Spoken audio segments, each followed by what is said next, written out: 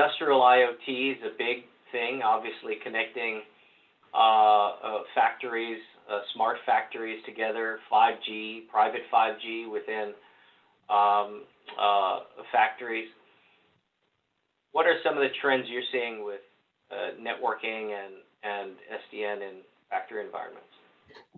So we definitely see a lot of interest on 5G, private 5G and CBRS in the United States. And, it's kind of the swing between, the network enable new types of applications like happened with LTE, right? LTE came and then the video start picking up. Now we see 5G and people see the possibility. And I believe in the world of the industrial part, we're talking about like, augmented reality where you come in and you see the machine working when you look around, and sometimes you got a lot of the, so we're talking about speed that will enable new types of technologies.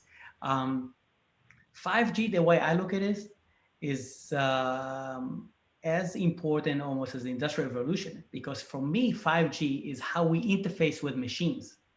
It's not like we're creating machines, it's how we interface them to in a much accelerated way. Now, well, the Elon Musk, chip in the head will go and we talk without, programming. I don't know if it's going to be that far, but 5G, Yeah. you know, some, you never know. But 5G is, something that will change the way,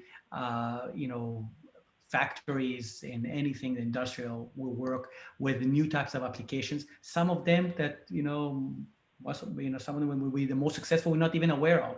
But there are some developers out there thinking about something crazy that will take this speed and distribution. We see, like airports, ports in general, not just airports, for security, like not the security of the information, but literally, homeland security kind of a thing, taking off.